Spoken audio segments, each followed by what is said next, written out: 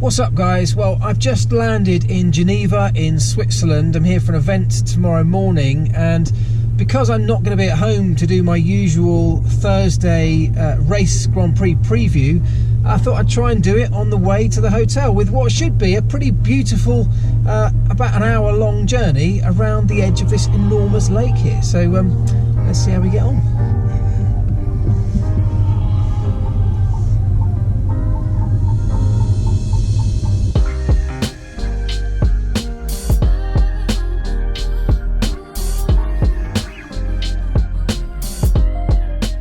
Now, as ever this week, we'll be giving away a very special prize courtesy of the GPBox.com, as we've been doing it every single one of my preview videos for 2019. If you haven't yet checked out the GPBox.com, just go and do it. I'll link it in the description, but it will be worth your while. There's it's an Aladdin's cave of amazing motorsport products, memorabilia, gifts, clothing, artwork, all sorts of stuff that you just probably didn't even know existed. So go and check it out when you have 5 minutes. I promise you it'll be worth it. I will tell you at the end of this video exactly what we're giving away this week and how you can win it. So stay tuned right to the end, folks.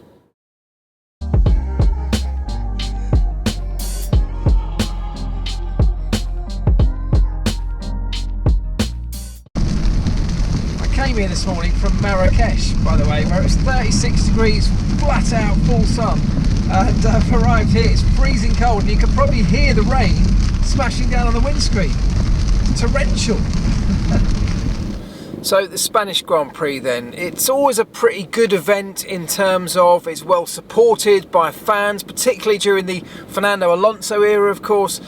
Dwindling a little bit now, and actually the whole event is slightly up in the air, isn't it? There's been a lot of talk, even just as recently as this last week, about Barcelona losing its place on the calendar as quickly as next year, which would be a real shame, not because it always presents the best racing, because actually as a circuit it often doesn't present the best racing for various reasons that we'll go into shortly.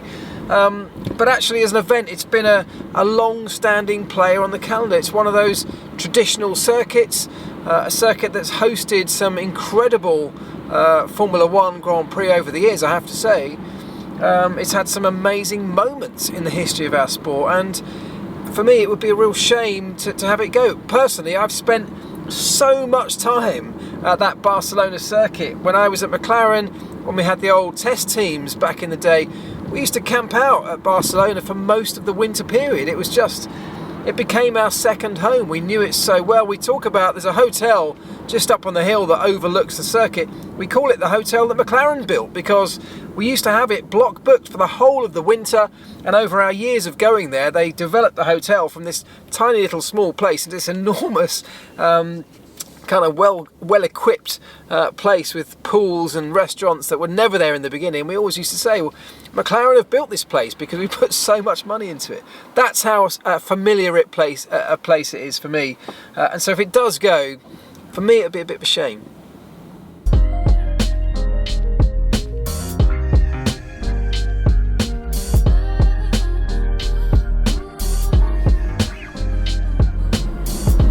I have to say the scenery around here is pretty spectacular.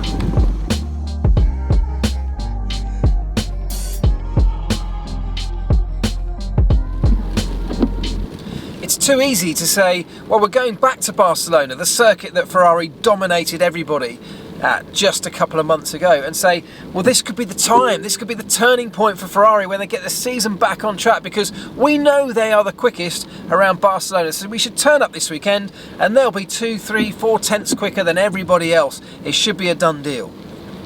But that just isn't the case. For a start, the conditions are likely to be very different to what we saw in February. Temperatures were very, very low back then. And what we now know, even more so with the benefit of the experience of the first few races, is that the 2019, the thinner gauge treaded Pirelli tyres are even more temperature sensitive than ever before. We've got a number of teams really struggling to get those into the operating window, and we also know that if they're not in that operating window, the performance can be vastly different to when they are switched on and in the right temperatures. So the circuit conditions, the track temperatures, are going to be very different to back in testing, and therefore the way you operate your tyres will have to be very different. The way you drive the car, the way you set the car up, the way you operate your race weekend to keep those tyres in that very small window will have to be a completely different operation to the one that we saw back in February. On top of that, the cars that we saw running around Barcelona in February are mere shadows of their current selves. They've developed so much in this short space of time. Some teams more than others, of course, but some teams now have a car that's almost unrecognisable as the original car that rolled out back in pre-season testing. And that means the performance levels have changed, the strengths and the weaknesses have changed. Everybody has developed what they hope will be a stronger car, but who's done it more so? Who's got taken the bigger leap forward? That's what's going to be quite interesting to see, because although conditions are different and all the other things I've just talked about, the conditions are going to be the same for everybody just as they were back then. So as a measure of performance, we should get a really good, clear indication of who's done what since that time, and which one of those, or which of those upgrades, which of those performance enhancements have done the biggest job for each of those teams.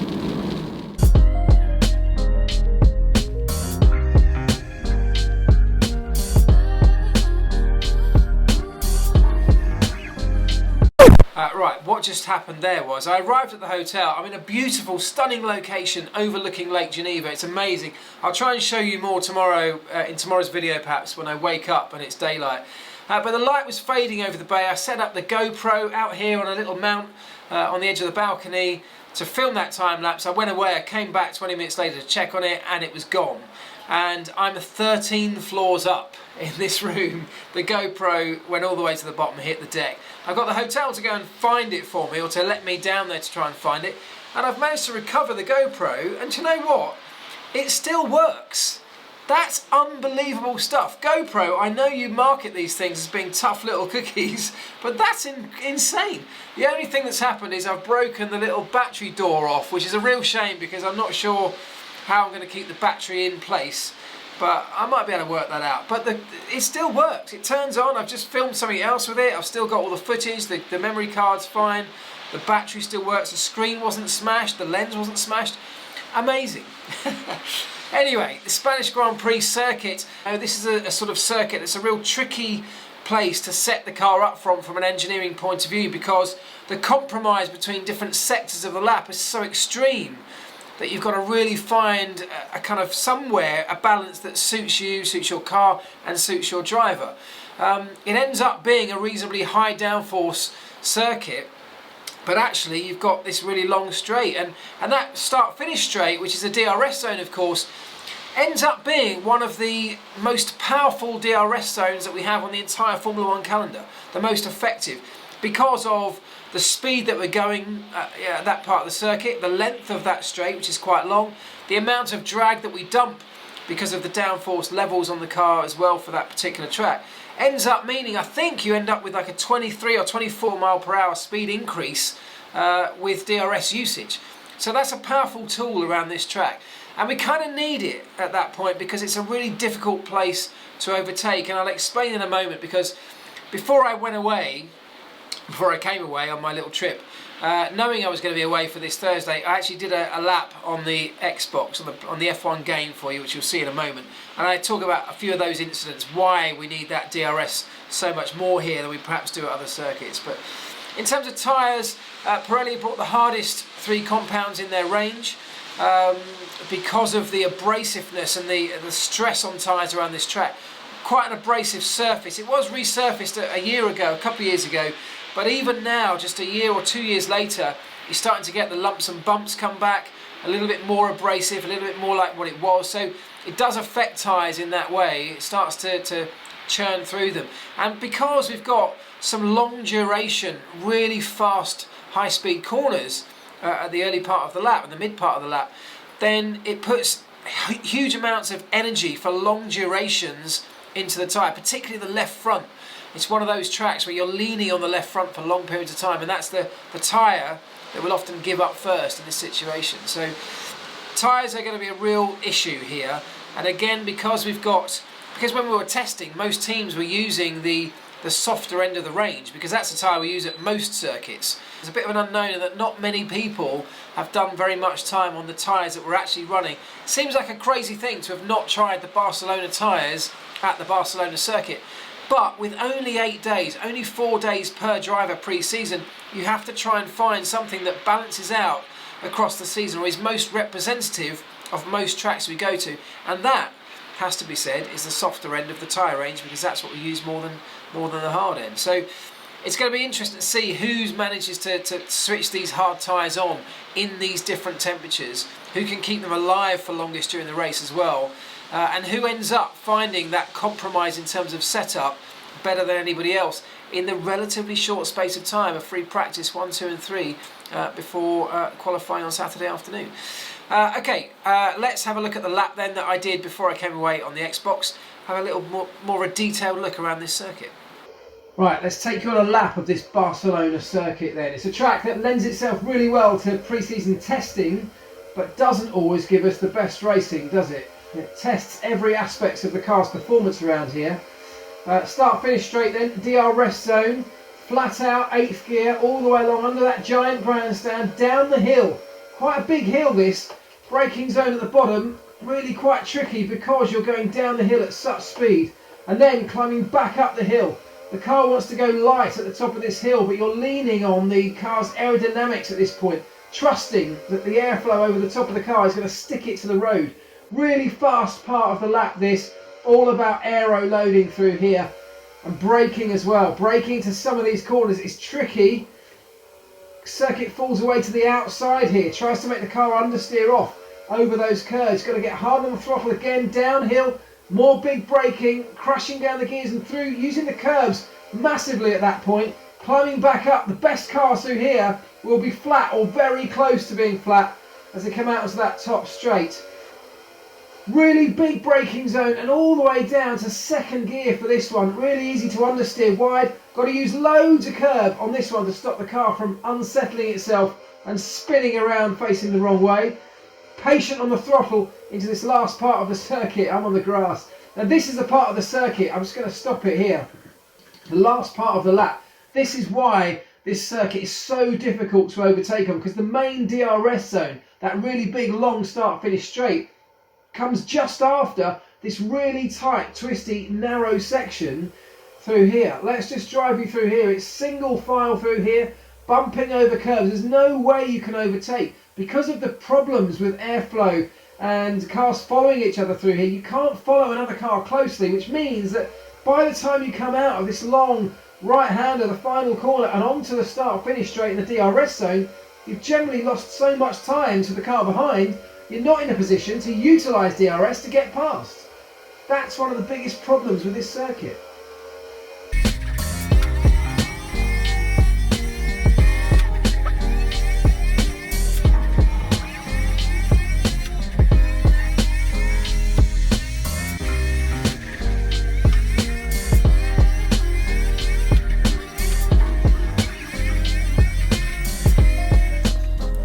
Right, let's hope it's an awesome weekend of racing down in Barcelona. But as ever, I've got something very special to give away to one of you guys from the gpbox.com.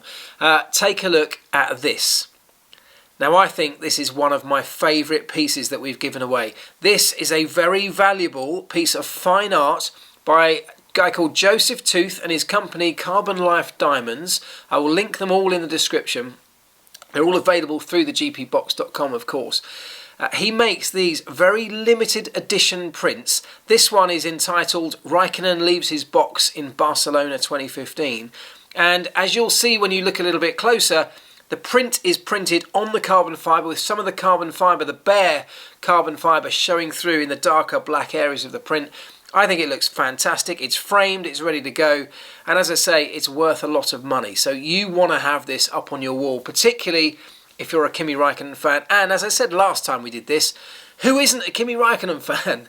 Right, all you need to do, it's really simple, is follow the link in the description of this video to Joseph Tooth or the CarbonLife.Diamonds page on the gpbox.com.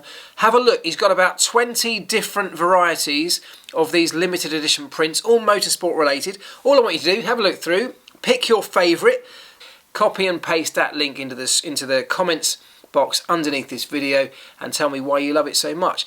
You need to also, of course, use the hashtag GPBSPA. That's all you need to do. Make sure you put that tag in it. Make sure you link one of his prints and tell me why it's your favourite. Put it in the comments below. And on Monday, after the Grand Prix, I will be going through, as ever, to pick a winner at random. It could be you. These prints and these gifts and these prizes have been sent all over the world from the first few races. It doesn't matter where you are. Just enter very, very simply, following those instructions that I've just given you. It'll all be explained in the description of the video as well if you didn't get any of that. But it's very, very simple. And go and just check out the gpbox.com while you're there. Have a little look around. You might find something you like. Have a great weekend, guys. I'll speak to you soon. Ta-da.